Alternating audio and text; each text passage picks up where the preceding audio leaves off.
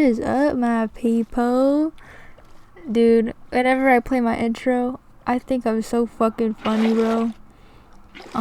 Anyway, it's 10 p.m. at night, and I gotta get up tomorrow at like 8. Got an appointment. I got a physics final.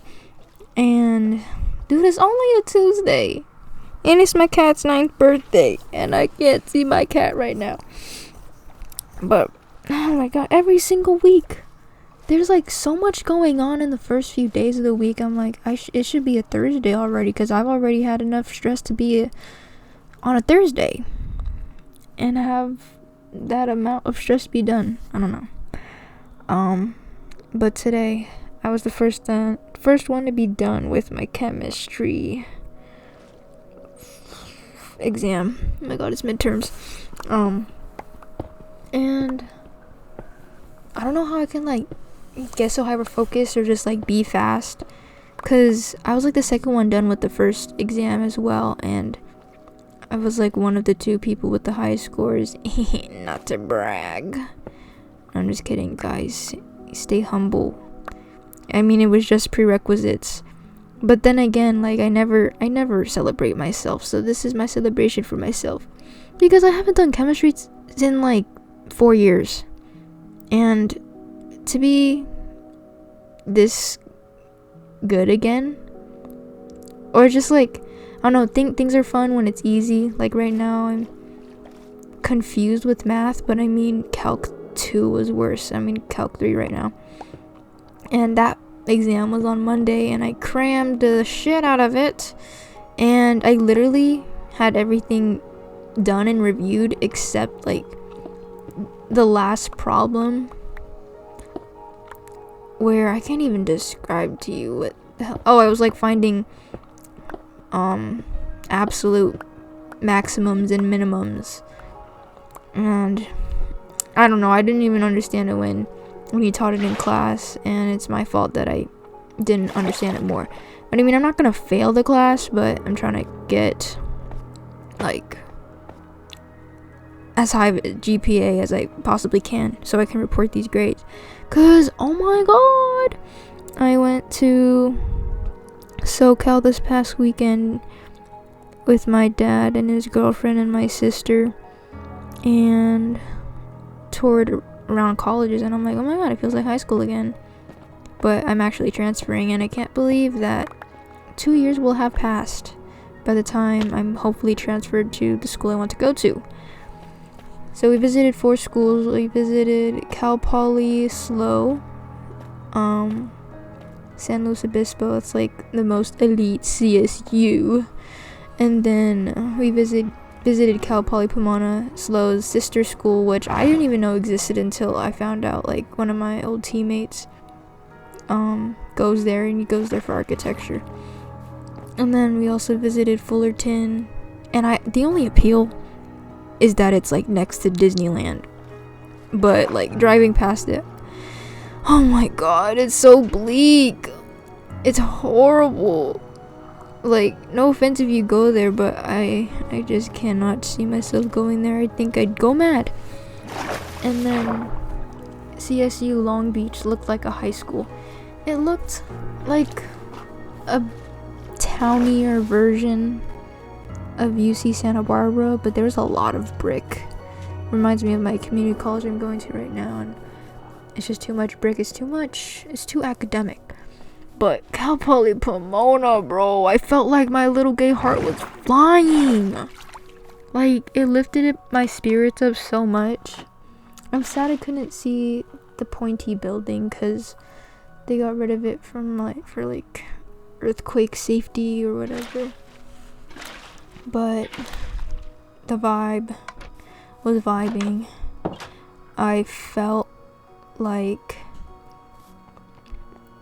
there's a spaceship fucking building, and literally when we were driving around the school, we saw the spaceship from an aerial view. We went to like, I think the Kellogg Ranch or whatever. I think they had like a Kellogg resort, cause Kellogg the cereal dude had a ranch there or something. And so on this aerial hiking view, we see the spaceship and then like we just drive all the way down there and it fucking disappeared, and I'm like, bro, the spaceship already took flight. But literally walking on campus, oh my god, I don't know, I can't describe it. I think it's just like a me thing, because I don't know, it reminds me of everything good about the Bay Area, specifically San Jose. Like everything good about San Jose. It is a bit scary because there's horrible drivers, but it's like the perfect balance. Like there's a lot of Asian people bad driving. Like we literally witnessed a car accident firsthand.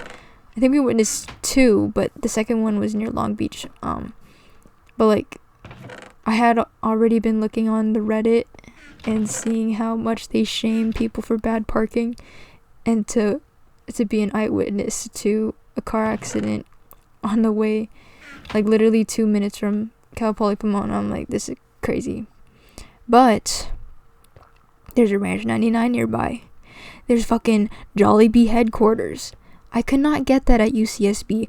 And oh my god, the way I kind of glossed over the fact that I went to Cal Poly SLO to take a tour, and that shit reminded me of Berkeley, and I don't like Berkeley. It's kind of like nerd central. I felt like I was in enemy territory being from UC Santa Barbara and then being like soccer rivals, which I never was really into the sports game. But it felt weird. Like, and if I were to get in,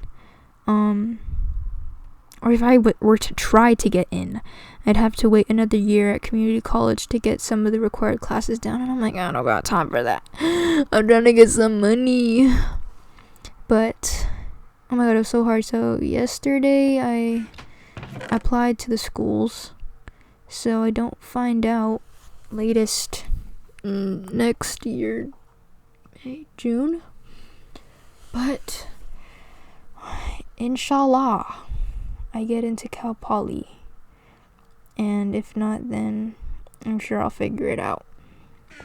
And it was so hard picking between like environmental engineering or general civil engineering.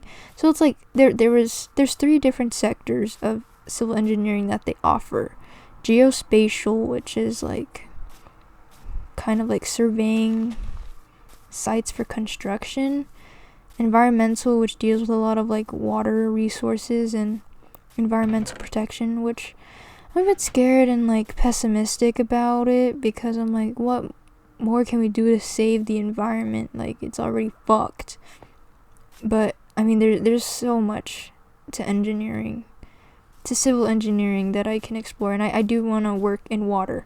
But then even like looking at general, I was like, I had to compare the courses that each program offered, and the general one was focused on like structural and transportation, which I don't really care for. And to have like my second year so focused on transportation and structural, which I'm not that interested as much as I'm interested in hydrology and water resources, I don't think I'd be very happy. But then again, I still need to try like transportation, or at least like really look into it and go down the rabbit holes of like, oh my god, the innovations of civil engineering and transportation. But like literally being in fucking LA and the traffic, I mean, I'm so glad I didn't have to drive it, but I don't know how they do it. I like literally, like, I'm not complaining about the traffic, because it's not too bad. It's like, it's understandable. There's so many people and blah blah blah, and there's so many places to get to. Like, I was like literally at a freeway, on a freeway ramp, and I see like just there's like 8 different ways to fucking go.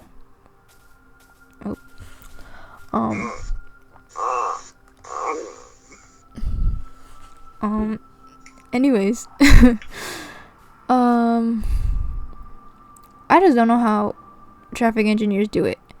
But I mean, it needs to happen, but I don't think I want to be the person to make it happen. Especially in San Jose, it's so crowded, I swear. Like, there was a population booms, like, ever since I left. I don't know. I just, like, came back to it, and there was, like, 4 times the traffic that I used to be in. Dude, I've been yapping for, what is it, 11 minutes. This Minecraft recording is 1 hour and 30 minutes. And so I had like a whole kind of like, not a whole script, but just like an idea of what I wanted to talk about today. And I did not mean to talk this much about my weekend and school experience, but dude, this is my release. I need to create because I've been consuming too much that it's like making my brain buzzing. But I think what I really wanted, well, I've been wanting to talk about like shadow work and my process with it, but I think today I watched The Substance, and that was a catalyst because I'm like, what the fuck? Sorry if you're listening to this on your dinner table. I'm cussing a lot. I'll say flurb from now on. Anyway, I watched The Substance, and I remember at UCSB I took a Chinese pop culture class, and we talked about media and its affect on consumers, or whatever you call it, viewers. I've never had a movie affect me so much, like physically, not really mentally, because I mean it's satire, talks about like vanity and all that, but like to see it, to feel the craziness of this mental illness of like, is it body dysphoria? I think it's dysphoria, not dysmorphia. Dysmorphia is the more extreme one of it. But like issues with self-esteem. Okay, all the philosophical shit about it didn't affect me as much as the visuals. The visuals and the Foley, the people that make the noises, the artificial noises. And I'm like, oh my god, this shit is in my ears and I'm not even wearing headphones. And I can't imagine being in a theater watching it, because I even watched it on my iPad. 2 hours and 22 minutes of very close-up scenes and grotesque, gross visuals. And kind of just like this general cringe and frustration of being vain and hating yourself, to like not even consider your literal other half, and you can't even identify with it because you just don't want to accept the fact that this repulsive part of you is you. And I wanted to, the movie was a catalyst for what I wanted to talk about today, which was my shadow work, because I mean, if you haven't seen it, you can watch it, of course. I don't know if I'll be spoiling it too much to say that like Demi Moore had another human being come out of her spinal cord. And so, like, yeah, she literally had another person inside of her. And okay, I'll spoil it a little bit. So if you don't want to watch it. It's pretty gross, but like I think important. I think all media is important. I say that and I think of like 6-7 doo doo, and I fucking listen to that whole damn song. Sorry, cussed again. I listened to that song. I'm not on TikTok. I haven't been on TikTok for like 2 years. And so I looked up the song of 6-7, and I don't know if he made it out of the hood with that one, but is that am I too woke to say that? I don't know what the fuck. Okay. I think I made it awkward. But you know what? Do I care? A little. I mean, I'm making a big deal out of it. Am I gonna be nonchalant about it? No. Because I'm just gonna embrace it. Embrace it. Be you. Be true to yourself. Oh, okay. What I really, really, really did not want to do is like bring in all this flurbin therapy talk to this hour-and-a-half conversation about shadow work. But I think I've been trying to like embrace being cliche, because I think being, or like trying so hard to be unique isn't great. Like, when you're trying to be unique by fitting into a trope of what unique is supposed to be, then you're still not being authentic. Anyways, my script. I think, oh my god, I'm still like going off script because I'm like, I don't want to stick to the script. I wrote in my notes, YouTube idea, shadow work. It's very, very rude of you to withhold your art from the world. The world needs you. Sometimes I can't take myself serious, so I just have to read stuff in accents. Anyway, shadow work is a very intimate thing you should be doing with yourself. There's a lot of broadcasting trauma. Everyone has trauma. Off the record. No, I'm just kidding. This is on the record. I'm like literally recording and I'm seeing the timeline scroll while I'm recording. I don't even know how much trauma I've spilled on here. I know a lot of people who have like, there's a lot of friends watching this. Honestly, when I look at my videos and I'm like, oh shit, 7 viewers. Like, I'm such an attention whore that I'm like, 7 is so small, but like 7's a damn crowd. I cannot publicly speak to 7 people, yet I'm putting this out to like the billions of people that have access to the internet. And yeah, so some of my trauma is known by people who know me and are watching this, and I've probably spilled some shit. I mean, everyone has trauma. Okay, and if you don't have trauma, I don't envy you, because I'm okay that I went through experiences that shaped me. But ultimately, there's a lot of cleaning up to do. Sometimes I can't believe I wrote that, but I mean, it's the voice I'm putting it in, and I'm getting way off topic. Okay, but ultimately, there's a lot of cleaning up to do. Putting this on the internet, like any other post, serves as an attempt to connect with the audience. We are social creatures, and I haven't been very social outside of studying with classmates. I won't be the first to express the difficulty of finding friends you can really talk to in community college, but I'm eternally grateful for the internet, if not for a method to let my voice be heard, but for cute animals on Pinterest that I saved to my awe folder. You know, when I read this, I feel like I'm writing my personal insight questions again for UC, the UC applications. I did not write any other essays. I think I did for Common App, but I was so lazy. Oh my god. Okay. But yeah, oh my god, I love cute animals. Oh my god, I recently seen a mud skipper, and they're so dumb looking and cute. Anyway, I've talked a lot about my trauma, whether in real life to some friends that are viewing this video, or whether it slipped out in very long talks here. But the process of shadow work beyond those workbooks at Target has been fun and imaginative for me. Okay. Oh my god. Oh.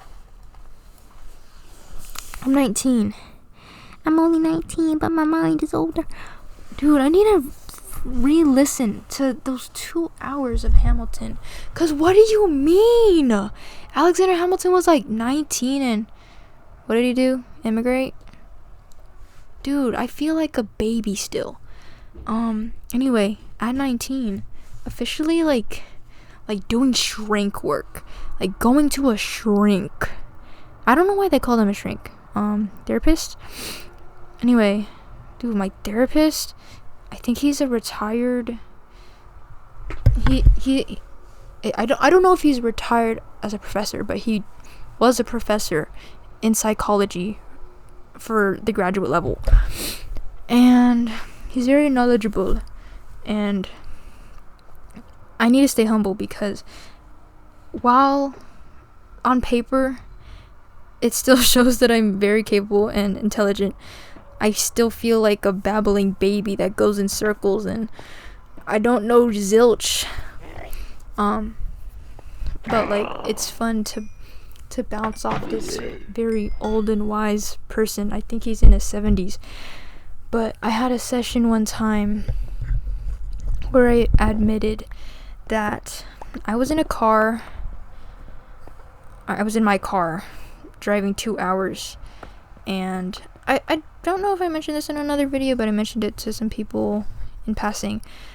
I was in the car by myself and I had to drive home, and it was like a 2-hour drive, and it was at night, and I just did not want to be alone with myself because as I brought up earlier about the substance, like just the hating yourself thing. It's like I don't want to be in a room alone by myself. It's like it's my least favorite person. I'm so judgmental. Like, why would I want to hear that? Because it's like, oh my god, my foot is cramping up. Oh, it's getting cold. Oh my god. Oh, sorry. Am I sorry? A little bit. But I mean, you choose to engage. You chose to engage with this video, and I'm very grateful that that you're hearing me right now, because I'd just be yelling out into the ether and talking to myself again. But ironically, that night I just did not want to talk to myself, or I just did not want to be alone. I had been having some difficulty with balancing work and rest, which I've always had. I think it's the ADHD. I swear, like I think I'm in denial that I have ADHD, even though I was like diagnosed. But it's like I wonder, it's like imposter syndrome. Like, what if I just faked it? Like everybody has ADHD because everybody's on TikTok and shit. But it's like the way I had to get like an app blocker to make me wait 90 seconds to get into my apps and to get onto social media. It's like I don't want to wait the 90 seconds, so I just won't go on it at all. That's how bad the addiction is. And like I don't even want to try with substances. But anyway, with ADHD I kind of like work best under pressure. Or it's just like I've always just been working. Like when I keep that stress, I just feel like I have a purpose or a goal, but then there's also the procrastination thing, and it's like all those times where I'm like worried about something to do or procrastinating, it's taking time away from resting. And there's a huge part of me that really just wants my damn rest, and the working part just doesn't allow that. So yeah, I did not want to be alone with myself. I'm like mad at myself for not giving me a break, mad at myself for not being more responsible and not procrastinating so much so I could actually get things done and be able to give myself the rest. And it was just a whole fucking mess. It was a whole flippin' mess. Yeah, this is not for kids, but I mean, what are the kids saying these days? Do they cuss now? I mean, can it just be a part of the common language? Language is a living thing and it is changing. Flurb, as well as the F word that ends with the K, has just all been made up. And who was the one to say that it's bad? I don't know. Anyway, I had like an hour and 30 minutes left in that car ride, and I really just started talking to myself. I'm like, hey, what's up? Like, why do you hate me? Why can't I get a break? And I'd be like, well, did you really deserve a break? Because what work did you do? And I'd just be like, I'm so tired. It's like, haven't we done enough? Like, we're so smart and everything, and everybody else sees how smart we are. Can we just rest? So we could always pick it up later.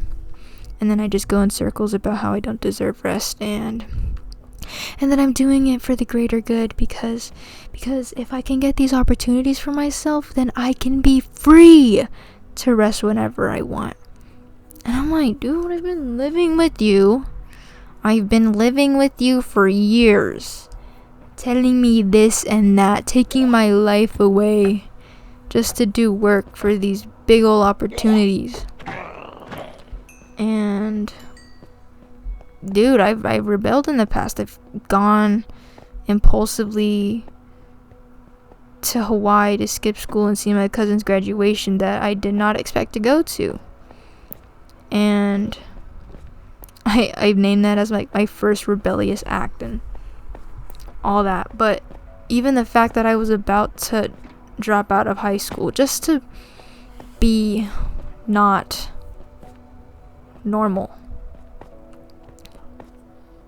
Yeah.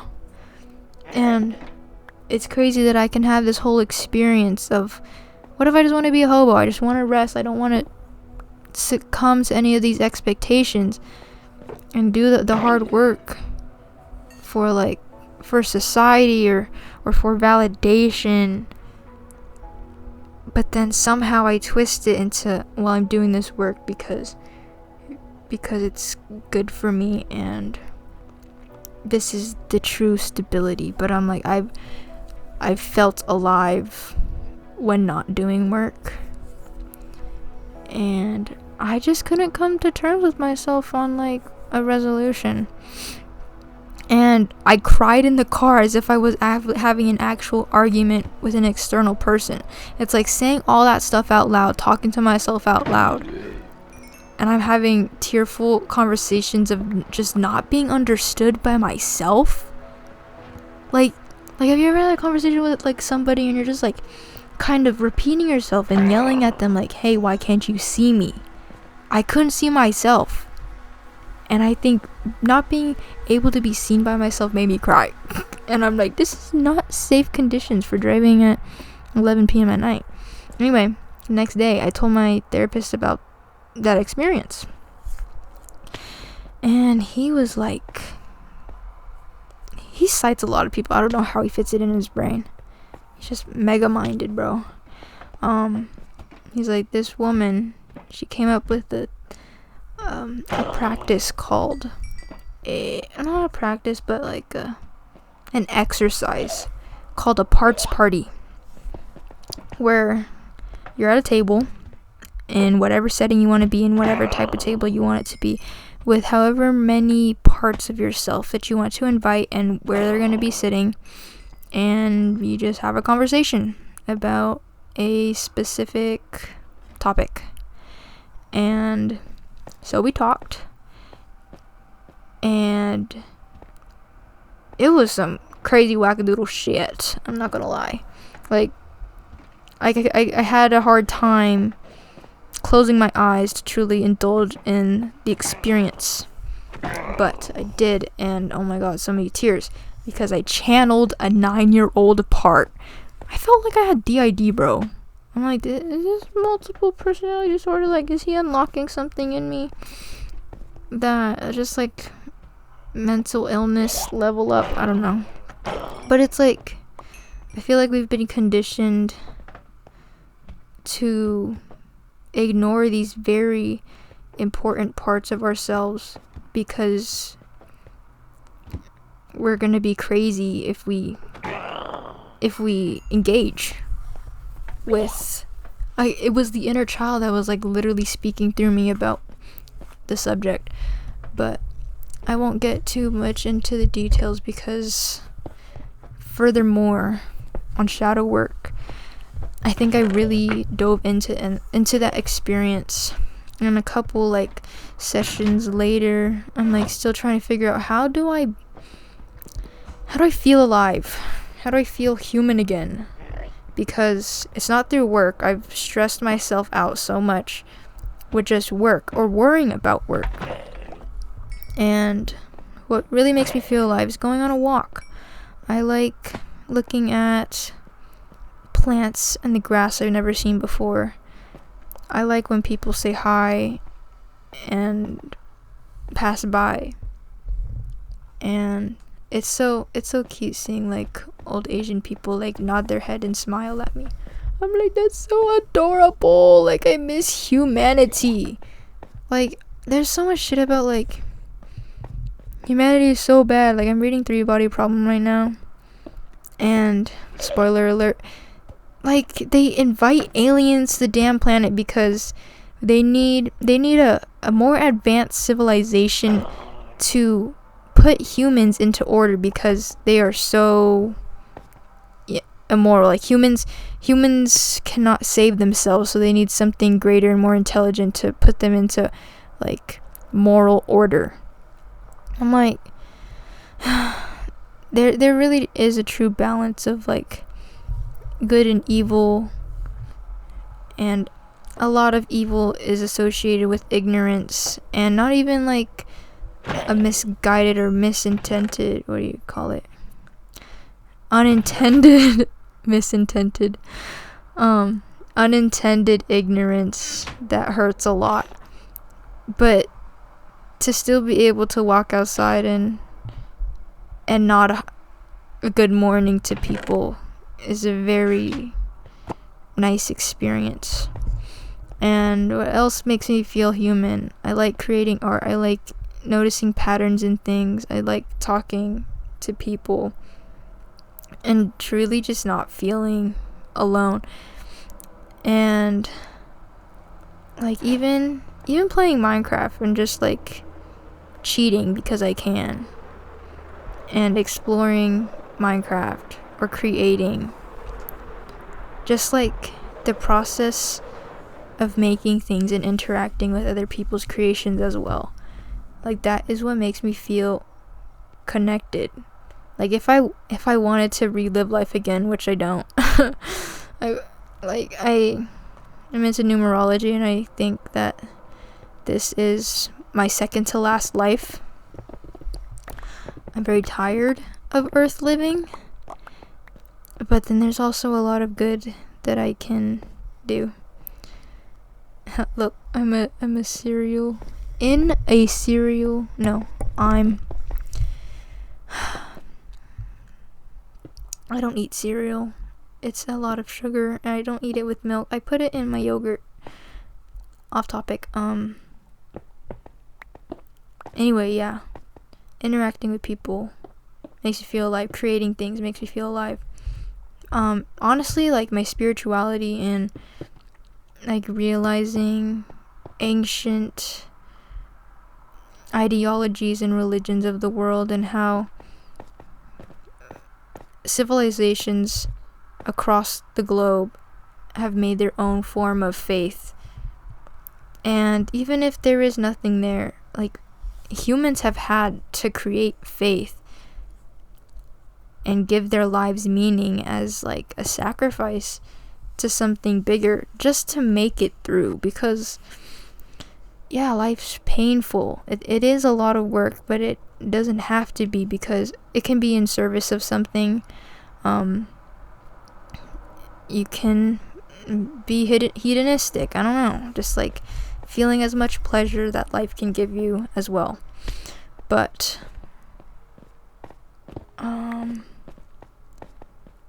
yeah, that day where I was talking to my therapist about, I do feel most human when I'm interacting with art, or when I'm back into like spirituality, where I'm reading about religions, or I'm dabbling in theology, playing with my tarot cards.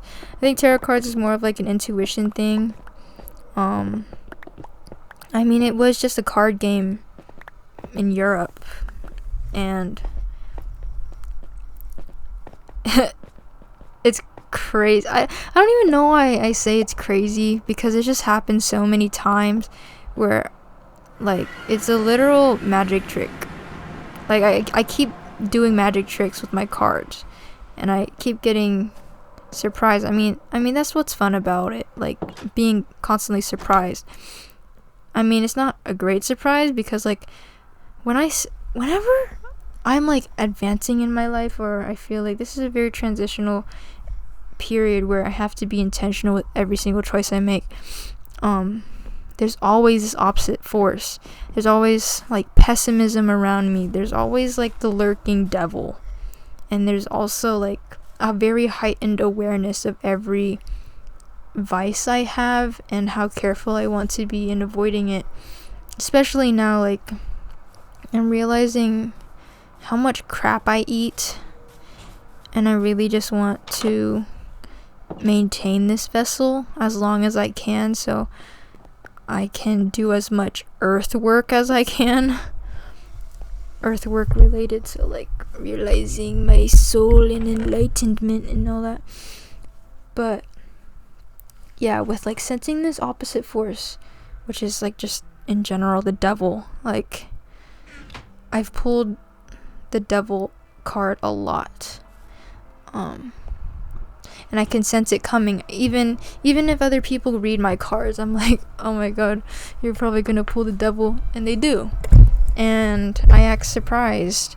Or even when like Ciara got a deck of cards and they kind of spook me, like the stuff my wife gets, they're on a different wavelength, like especially for her, and like I don't get a bad vibe from them, but I get like a heavy not bad vibe, I get a heavy vibe where it's like I don't feel welcome, or I feel like a very strange stranger. Anyway, she got this deck of cards, and I'm like, hey, I want them to read me. And I was like, I'm gonna perform a magic trick. Not a magic trick, but just like, I want your cards to predict which like major arcana I am. And I wrote down on a piece of paper the card I would suspect that they'd pick. And I wrote down the Fool.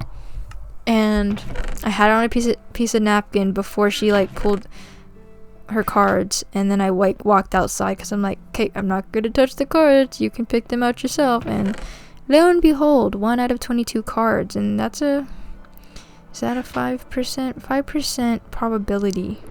She pulls out the Fool, and I'm like, is that my intuition? Like, what is it? Is it God? Is it consciousness? Is it the fourth dimension?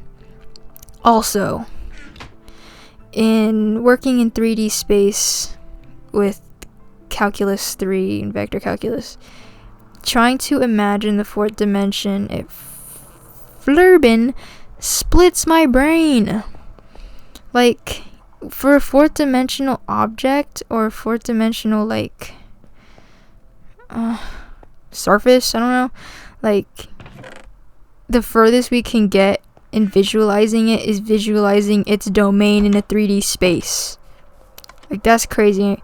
And like I've heard many theories about like time being the fourth dimension, and it does make sense, because if a two-dimensional object cannot go like outside or inside the paper but just only stay on the paper, then a 3D object can't go forward and back in time.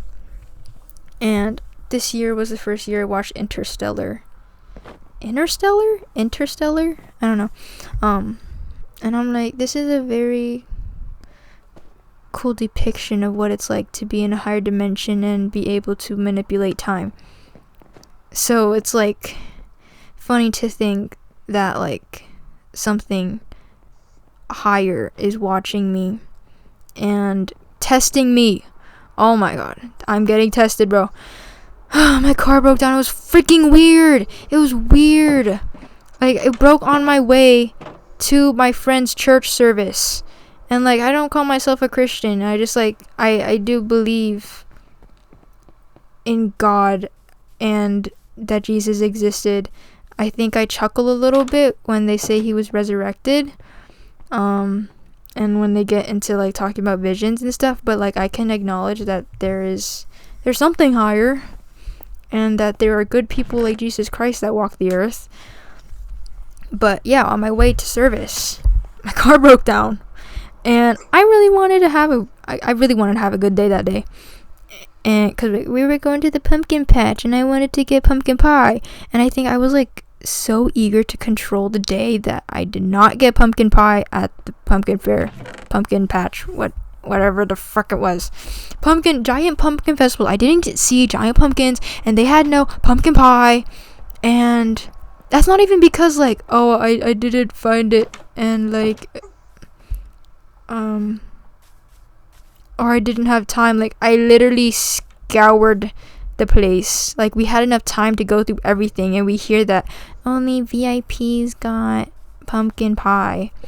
And I think so, like, I left my broken car parked, and I didn't call my dad about it because he's a mechanic, because I didn't call him about it till night, because I wanted to have a good day and I wanted to control the outcome of my day. But I was left bummed with no pumpkin pie. And so I do call my dad, and he's frustrated, like, why did you drive it even more? Like, why didn't you just tow it? I didn't want to say, like, I wanted to go to the pumpkin patch.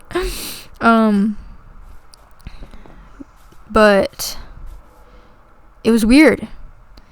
And he's like, well, you shouldn't have done that. You should have just towed it, because I think you've destroyed it even more, and it's going to be very, very expensive. He has like this disappointed tone. He gets me in a bad mood and whatever. And I'm like, oh my god, this is why I didn't want to deal with it until nighttime.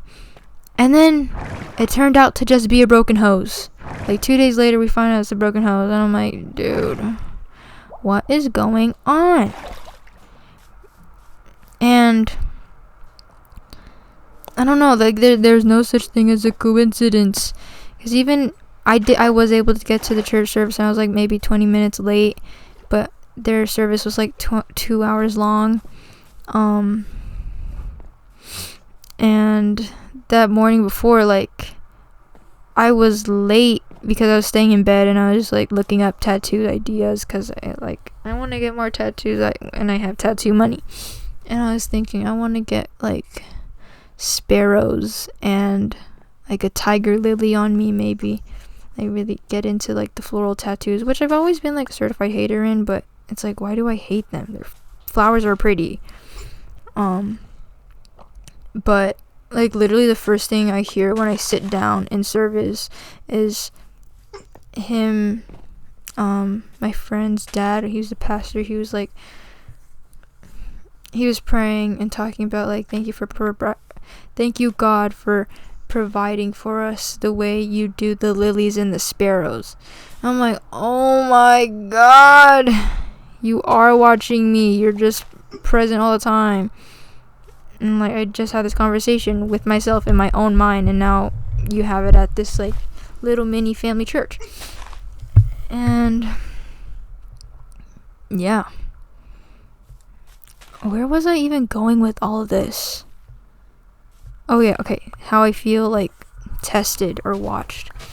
And just in tune and alive when I'm interacting with these types of stuff. And on the topic of shadow work, there's a lot of bodily trauma,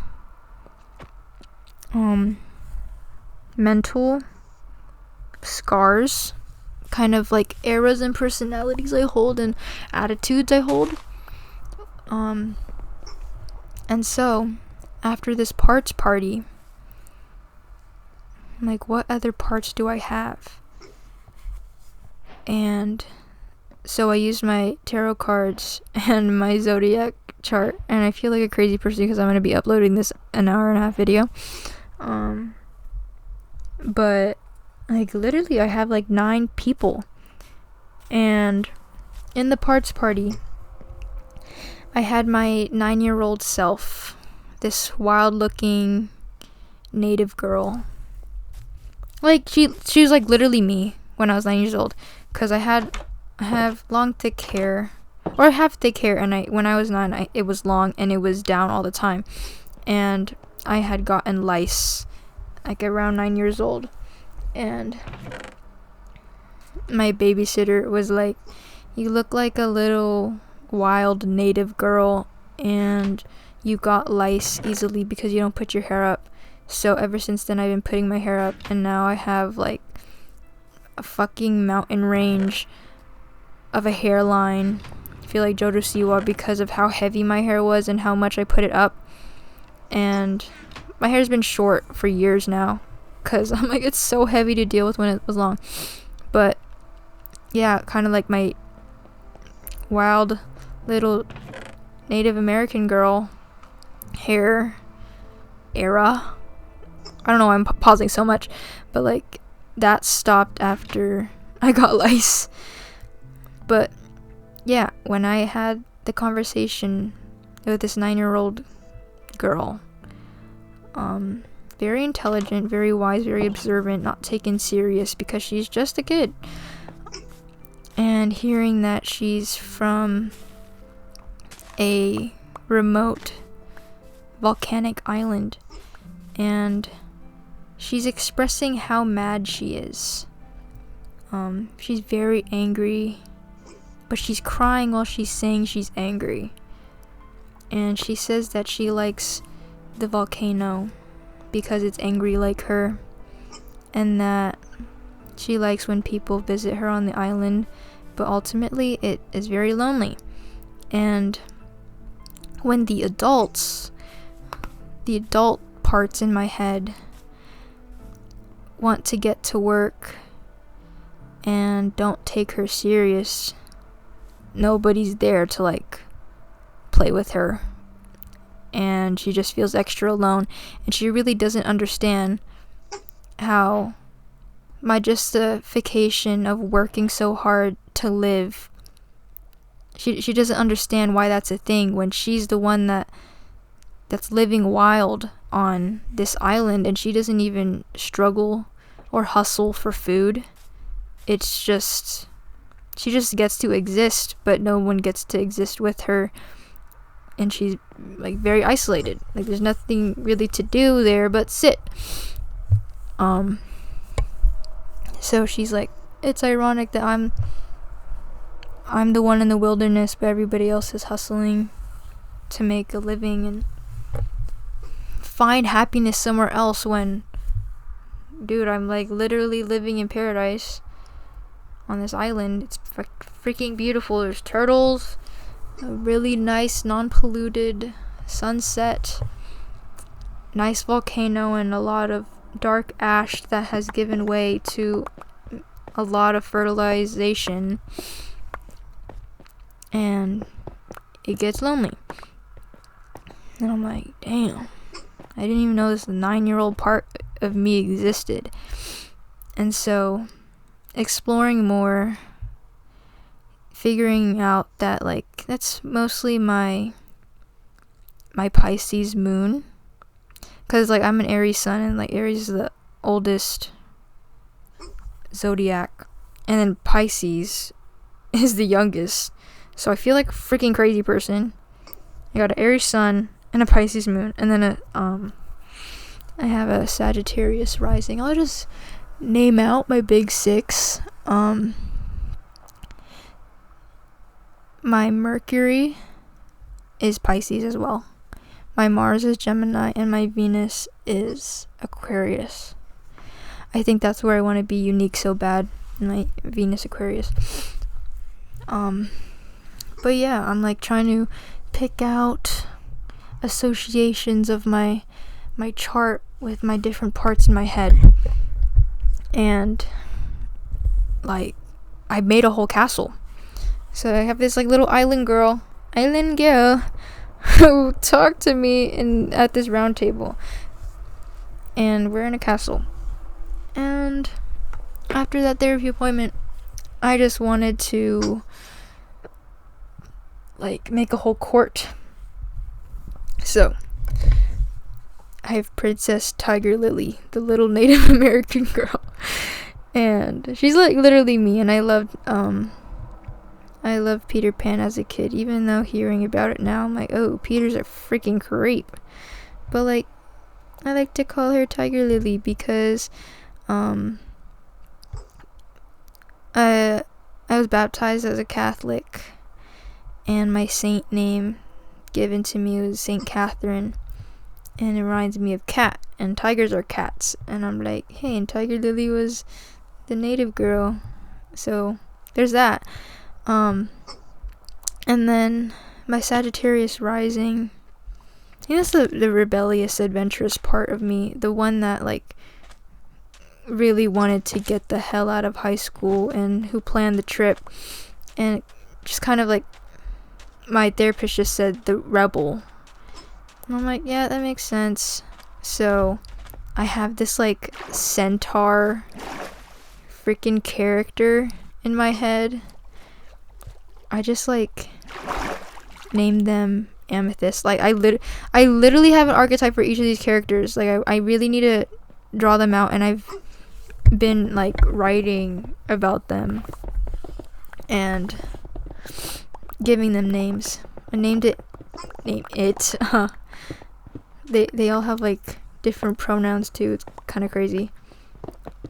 So I named the Sagittarius rising Amethyst because I think of just like the shape shifting that I was crazy about, especially when I like spiked my hair a lot in high school.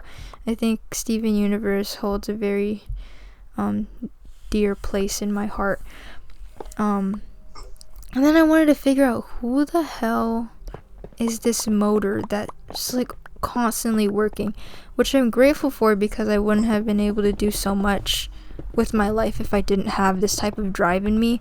But a lot of it runs off anxiety and the need for validation, and I kind of like associated that with like my Gemini Mars and just like being so spacey and quick with everything.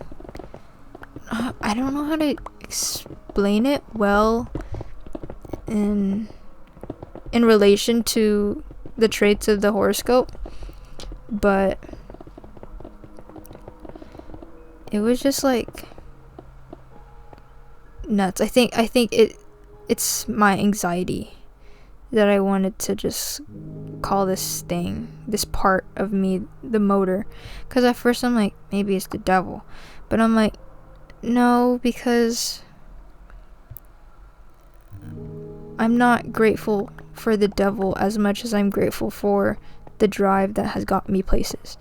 Like, I think the devil prompts my anxiety and my overreaction, but it's like I still have a choice against it, and if I gave myself a little bit of pause, I'd be able to figure it out. Anyway, since I associated that part and the action taking part with Mars, there's another word for Mars, and it was like Laren, so I just named that part Laren.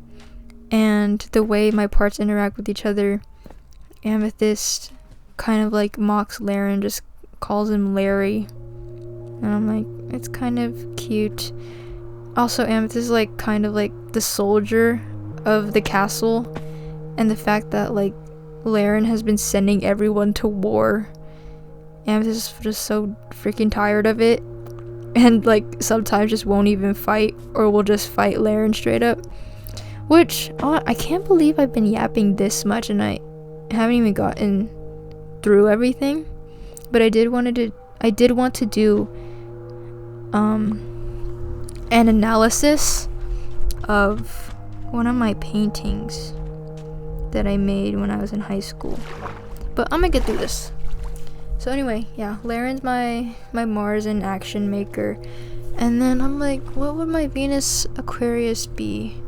And I think it would be like a lady in waiting, or like just the part that takes care of me, like the self-care part, the one that actually gets me to go take a damn shower, like really focused on aesthetics and I guess wanting to be unique, wanting to remind myself of who I am and my morals and my ethics and how I should behave with people. I also think like she'd be kind of like the diplomat, like since it just deals with relationships and the relationships I'd have outside this castle, whether it be like my wife or with friends. and I'd say like my wife and my friends are from different nations in this like little fantasy castle world I have. And I have 3 more characters. I also have a clown in me, or kind of like the jester, the joker of the castle. Also, Laren is a chancellor, and I kind of like place myself as the queen of wands. Also, wands, fire, Aries, fire. And I have Page of Cups as Tiger Lily. And Page of Cups, bro. Cups is water. Page is a kid. Pisces, hello. Anyway, I sound like a crazy person. Oh my god, what was I talking about?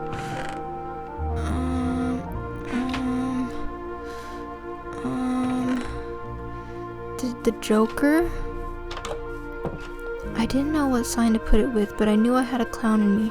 Oh yeah, because I was like naming out what everybody's places are. Kid's the princess.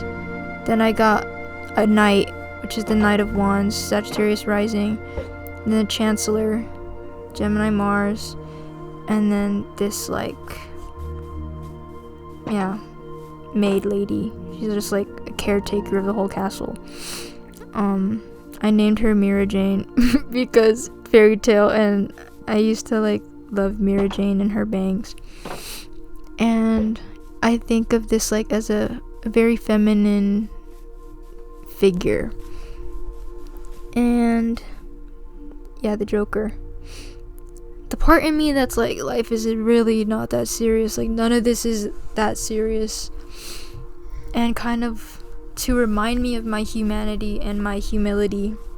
And I've named that jester Jean, or Jean, spelt Jean. And I think like a lot of fun names for them would be like Jeannie Weenie or JJ, but JJ is kind of like it never really stuck. But I think a lot of people in the castle call him Jean. And then there's also a part of me that gets in touch with religion, and I kind of just made that as like the castle monk, but she's a sister. I named her just after St. Clair, just call her St. Clair, cause when I was for my honeymoon, my wife and I, we went to Fort Bragg, and there was an artist who had her work out just temporarily, like the way the artist kind of just display their work for a little bit in whatever studio it was. And what this woman did, she's a self-taught artist, old lady, and she paints a lot of religious figures, like the Black Madonna, and not a lot, but just like there were some Greek goddesses and Greek figures. I bought is it the Lady of Mysteries? I forget, Mother of Mysteries. And then a Buddhist monk that looks like Michelle Yao. And I also bought a print of her depiction of St. Clair. And St. Clair, she was a noble woman who gave up all her earthly belongings and cut her hair to become a nun, I think under Saint Francis, just like marrying herself to God. And the picture I have of her, and like the shaved head, because I think I bought it when I had a shaved head. Just like I love shaving my head, like it's so convenient. I'm very vain about my teeth and my hair, and I know that when I cut it off, I like literally have nothing but my face and my personality to show, and the hair cannot contribute anything. But anyway, yeah, St. Clair is in my castle, and I kind of have that as like the Hierophant. Oh, also the Jester, Jean. I literally have a tattoo of the Fool, so I'm like, dude, there has to be a Fool placement in my castle somewhere. And especially the fact that the fool is tattooed. And so I've branded my human body with this human symbol of how I know nothing while I'm going in this life, but that can mean everything because there's just like infinite potential for anything to happen because of this free will. And then this one last character, the part I'm mostly ashamed of, which I didn't even want to like let into the castle. I named them Raph, after Raphael, the red Ninja Turtle, because that's my favorite Ninja Turtle because of the anger issues that I can relate to. But this is me at like 11 to 13, my angsty self. I wanted to fit in, but then I also wanted to make like a lone wolf persona so bad. And I was a pick-me back then as well, but like trying to hide it, or trying to be unique, and then also being a social justice warrior. But when called out about it by my crush that I was like kind of pick-me for, I was like so offended. I just did not want to be an SJW so bad. But it's like, is it so wrong to fight for rights? I don't know, like I was just like all over the place. I was not myself. It was mostly a performance. And while I was not performing to be in with the popular kids, it's like to be tolerated by them, to be favored as the funny friend. That was my validation that I wanted. But then also the anger issues, the pessimism, the atheism. This was my atheist phase. Oh god. So like, yeah, I didn't want to let them in the castle because I'm like, you're a freak show, you're all over the place, like why do I want to claim that part of myself? But it's like, it was a part of myself. And as a benevolent queen, I took this peasant. Like honestly, Raph, the origins of Raph, they come from a peasant family and they were orphaned, which is, it's kind of crazy how like the storyline came up in my head. Like you're orphaned, and I kind of felt orphaned. Like I'm not comparing myself to an orphan who've lost their parents, but I definitely felt like I've had to grieve my parents' absence and kind of have to raise myself and be hyper independent. And that's kind of where I started with Raph, hyper independent, the lone wolf freaking archetype. Just being overly cautious with trusting anything good in the world, even the existence of God. So me as the queen taking in this orphan, I'm gonna let you be like the tower watcher or the watchtower, kind of like Quasimodo. But like the amount of false alarms Raph freaking rings, and then he gets Laren in a freaking frenzy about this anxiety of like, oh, they don't like us, like we're not good enough, or the castle isn't safe, so we have to put our guard up so much so that like we end up isolating and not even knowing ourselves or what the hell we're even fighting against, or what's real. Because like I'm fighting all these invisible demons or like perceived issues when they're not even an issue. And it's mostly because of like Raph's heightened awareness and kind of like the boy who cries wolf type thing. And so I really want Raph to interact with St. Clair, and St. Clair kind of just calls him Raphael as like, I'm gonna respect you, I'm not just gonna call you Raph, and Raphael's a saint name anyway. And then Jean calls them Riff Raff, but out of like endearment, and I think that's a cute dynamic.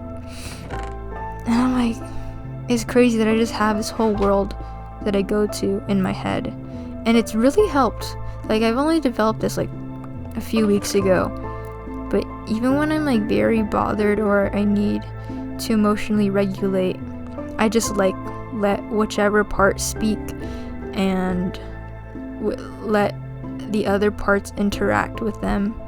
Like if I'm angry, which I default to anger a lot when I'm emotional, it's like, how am I going to calm myself down? How would I calm Raph down and like let them know that he's not alone and that like things are hard, but like we've got so much in the castle to do. You've got people that listen to you and that you don't have to be alone. And it's like, while I say that you've got people to listen to you, I'm talking about the parts in my head. So it's like I don't feel alone because I have all these different parts that genuinely care about me. And it's like, when I do act unintentionally, that's when I forget these parts. That's when I forget the importance of like St. Clair's discipline and needing to study with God, or even remembering to play with the princess. Also, that's a crazy thing too, like Raph is pretty young and is a really like huge influence on Tiger Lily, with like scaring her that we're alone, nobody wants to hang out with us, nobody likes us, we're just a mess and we always mess things up, we'll never be good enough, or nobody understands.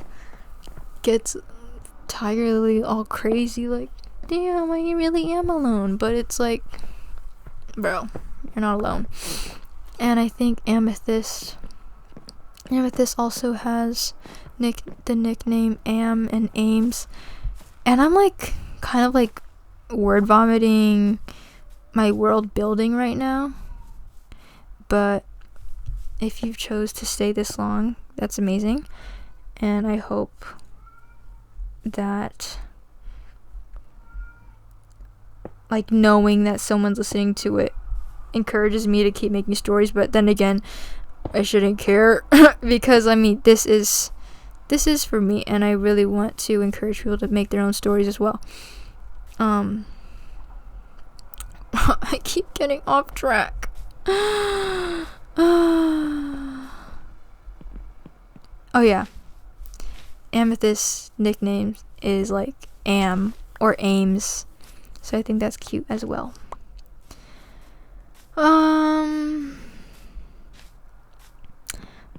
We have an arcade in the castle, so that's fun.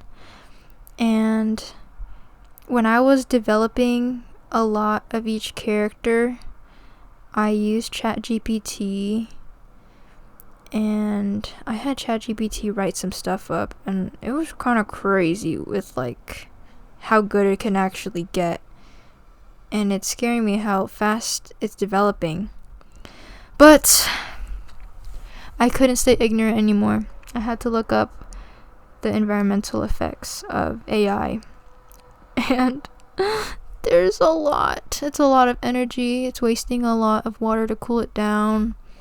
And I think once I like actually looked up the articles that said that, I'm like, okay, I can't be part of the problem anymore. So I'm not using AI anymore at all. And like not even to develop these world stories, the world building.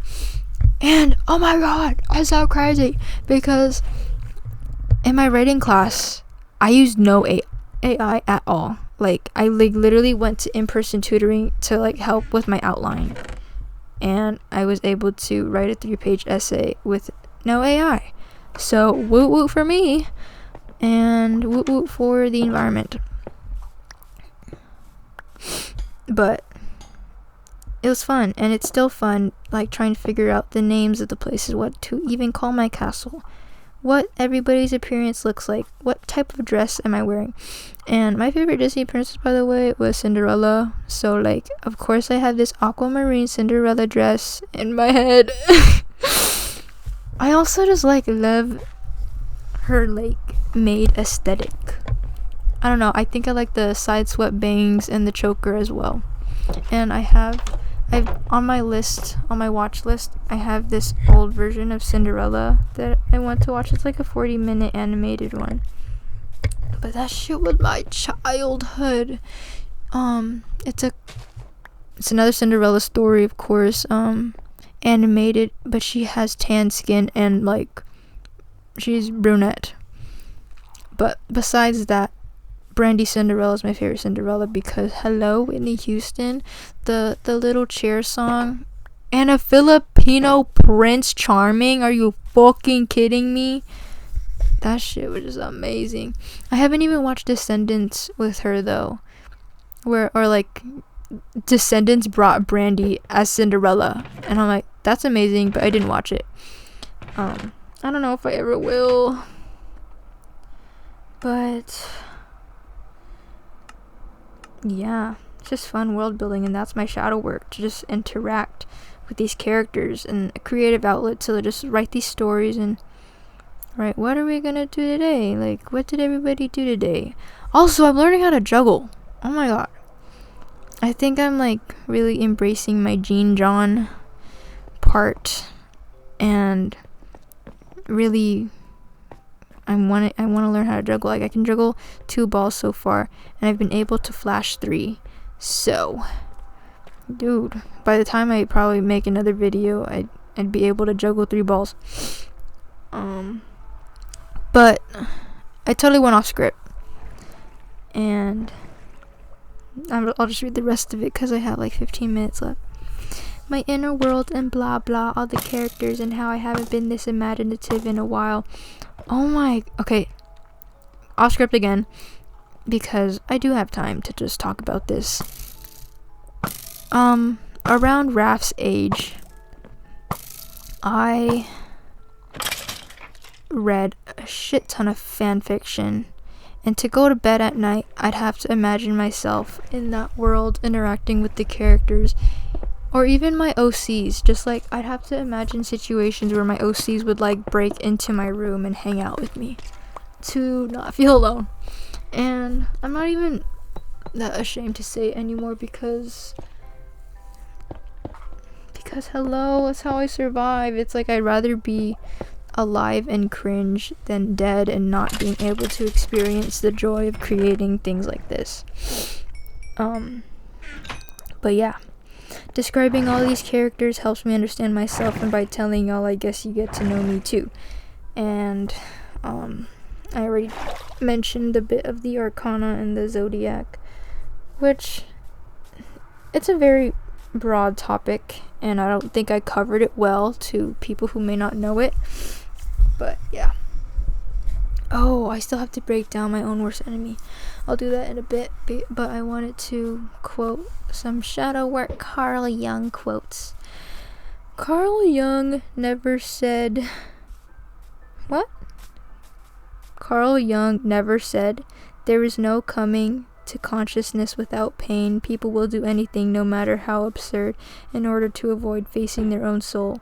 One does not become enlightened by imagining figures of light, but by making the darkness conscious."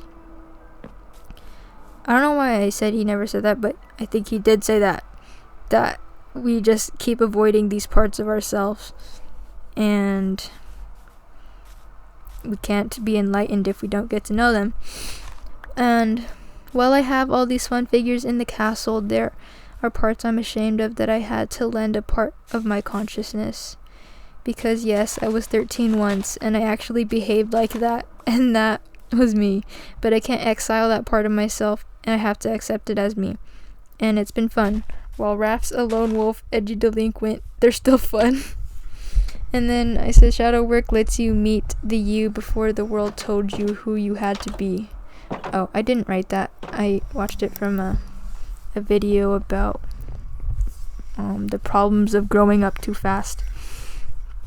But one message I wanted to emphasize was, keep making art, keep making stories. I need to keep making videos because, oh my god, I'm so freaking happy as this Gast is, to have hung out with Kelsey and oh my god, I'm blanking, Kaylee I'm so sorry.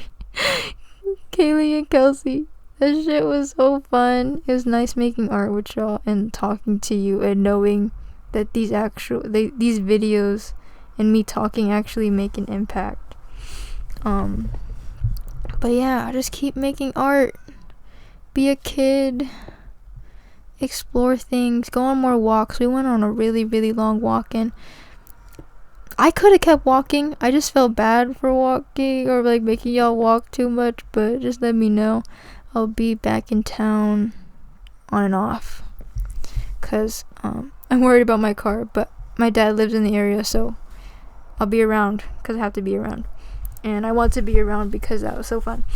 And yeah, I just need to keep connecting with people, with good high school friends. Making new friends is hard because I barely have time for them to really get to know me and for me to really get to know them, but it's a process, and I still have so many great people around me that I need to maintain relationships with because it's awesomeness. But my art, I need to pull up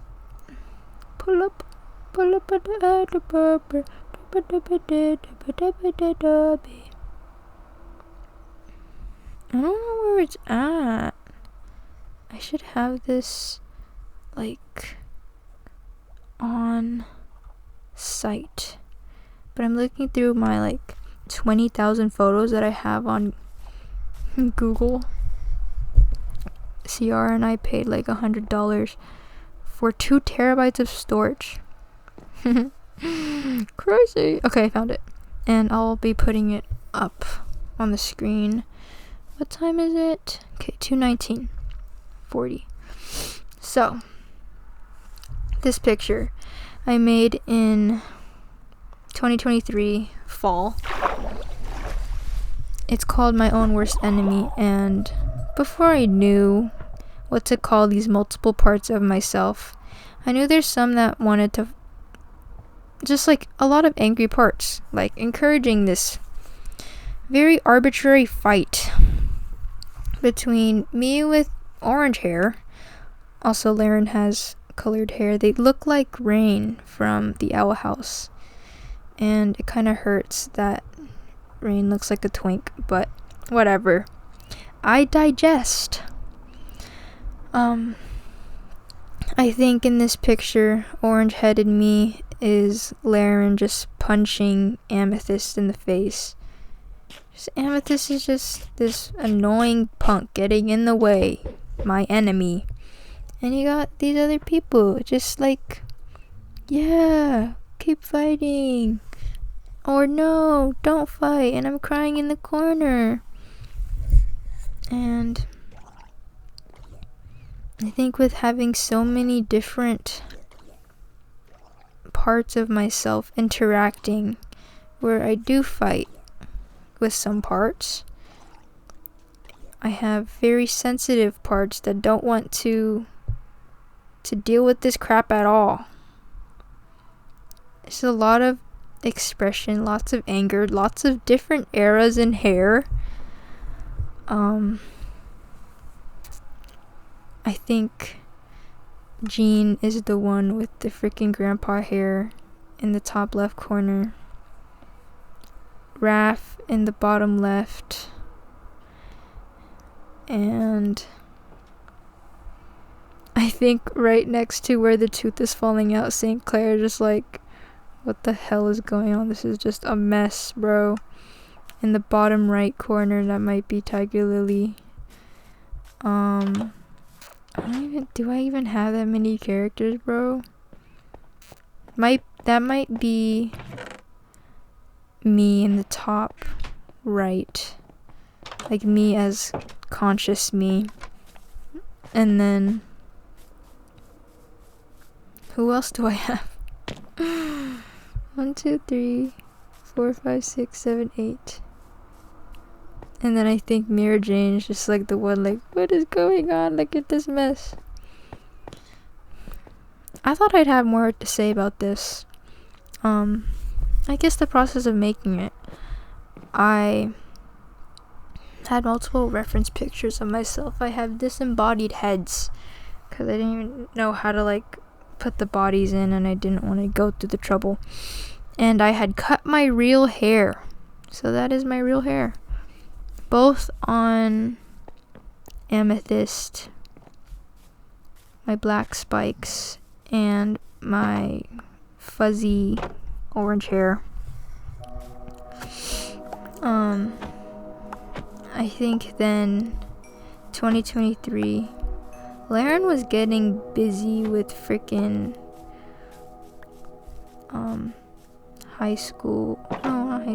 college applications, and just like the procrastination, the laziness, the rebellion just getting in the way of that. Just like, get the fuck out of my way, I'm gonna punch you in the face.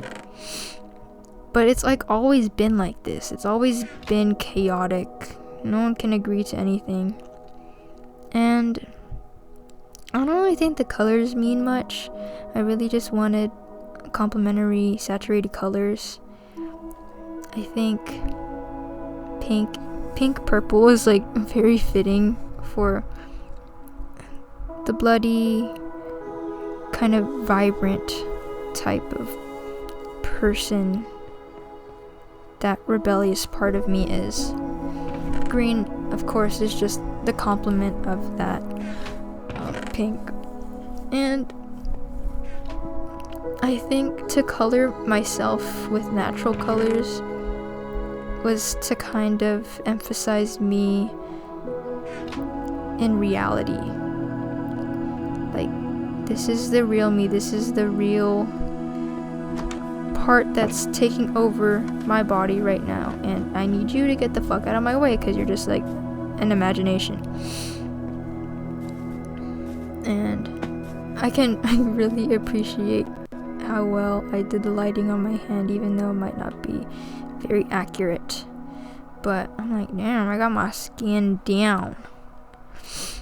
And I love to see the way I painted my teeth. And that lip on amethyst, bro. It's crazy that I'm like assigning names to everyone right now. But cause like when I had made this painting, I just knew that there's multiple parts.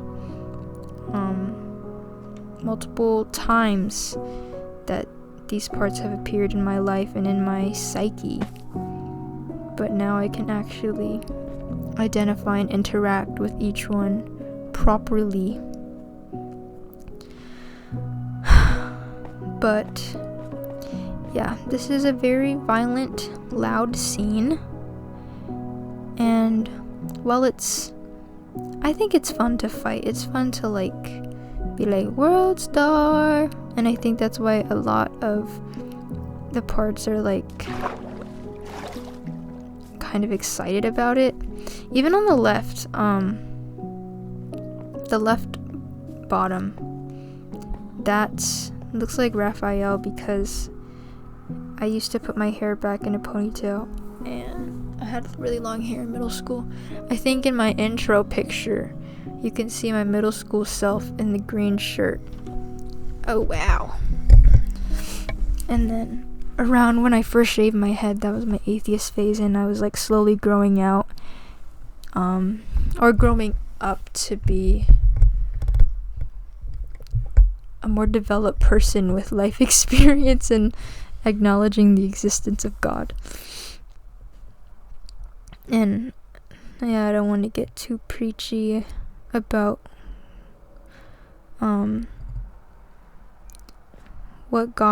which God is real and what type of God exists. But yeah, I this is my biggest painting.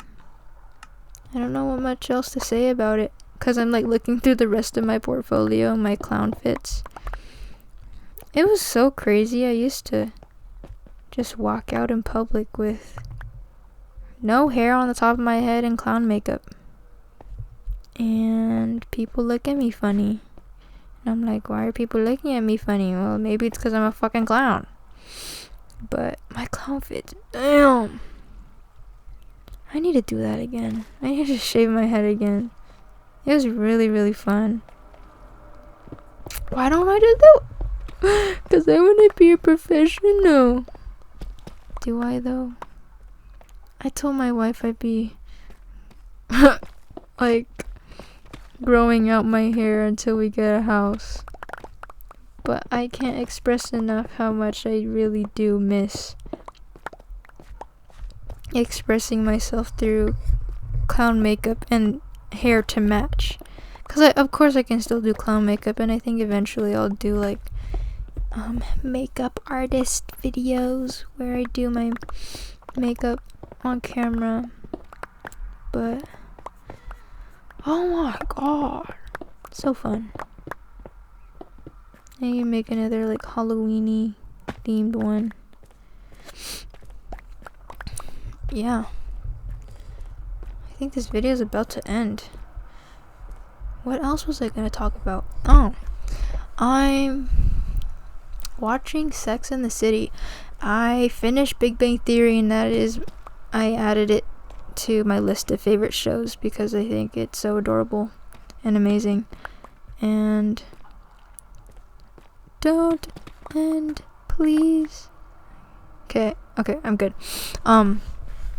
But I'm watching Sex and the City, and it's a very old show. I could like see it in the recording quality, and it's weird watching it as a married queer person, because I'm like, oh wow, I'm seeing the single dating scene in women's 30s with men, and I'm like, I don't know how you do it.